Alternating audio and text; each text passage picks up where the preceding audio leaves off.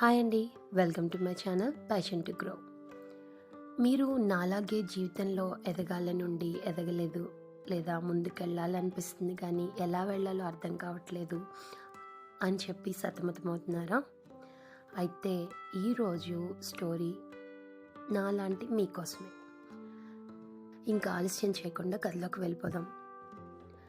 ప్రేరణ అనే ఒక అమ్మాయి మనలానే తన జీవితంలో ఏదో చేయాలి, సాధించాలి అనుకుంటూ చేయలేక ఎక్కడో ఇరుక్కుపోతున్నట్లు భావించేది. చాలా బరువుగా, ఇబ్బందిగా భావించేది. నిజానికి అక్కడ ఆమె ఇబ్బంది పడేంత లేదా పడాల్సినంత పెద్ద ఆబ్స్టెకిల్స్ కానీ అడ్డంకులు కానీ ఏమీ లేవు. కానీ ఆమెకు వెనక్కి లాగే చిన్న చిన్న కనిపించిన బరువులుండేవి. అదేంటి కనిపించిన బరువులేంటి అనుకుంటున్నారా?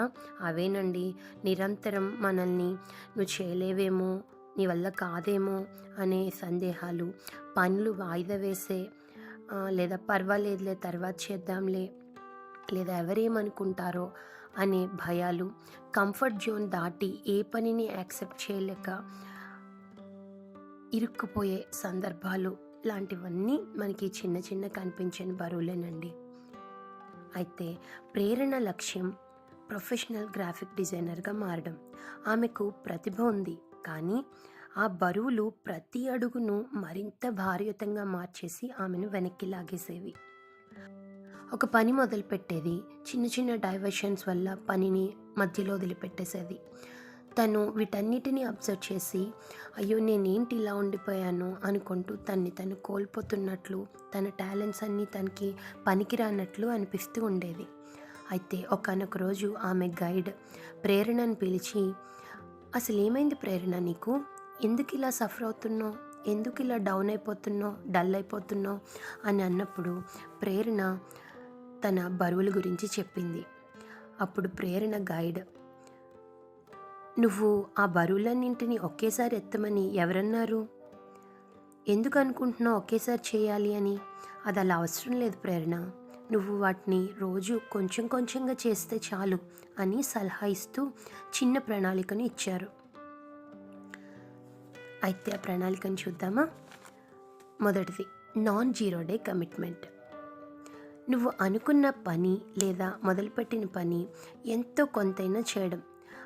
ఏమీ చేయకుండా ఉండడం కన్నా ఎంతో కొంతైనా చేసినప్పుడు మన మనసు సంతృప్తిగా ఉంటుంది కదా. రెండవదిగా, బరువులను అంగీకరించడం, ఎదుర్కోవడం. ఫాల్ట్స్ ఉన్నప్పుడు అవేంటో గ్రహించుకొని ఒక పేపర్ మీద రాసుకొని వాటిని ఎలా అధిగమించాలో ప్లాన్ చేసుకోవడం.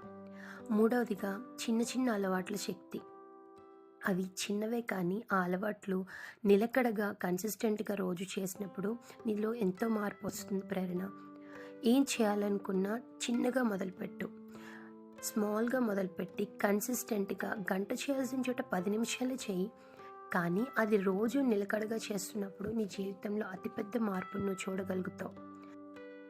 మీరు కూడా మీ లైఫ్ని ఒక ప్రొడక్టివ్ వేలో మార్చుకోవాలనుకుంటున్నారా? అయితే ఇప్పుడే మీరు ఏవైతే బరువులు అనుకుంటున్నారో ఆ బరువుల్ని బ్రేక్ చేయండి. ఫస్ట్ ఆ బరువుల్ని అర్థం చేసుకోండి, వాటిని రాసుకోండి. తర్వాత వాటిని చిన్న చిన్న రూపంలో, చిన్న పనుల రూపంలో వాటిని కన్సిస్టెంట్గా రోజు చేయడాన్ని అలవాటు చేసుకోండి. రేపు అని కాకుండా ఈ రోజు నుంచి దాన్ని మొదలుపెట్టండి. అయితే మీకు ఈ ప్రేరణ కథ నచ్చింది కదండి? తప్పకుండా మీ అభిప్రాయాలు నాకు కామెంట్ సెక్షన్లో షేర్ చేయండి. అలాగే మీరు లేదా మీ ఫ్రెండ్స్కి ఎవరికైనా ఇది ఉపయోగపడుతుంది అనుకుంటే please like, share and subscribe to them also. Thank you so much for watching.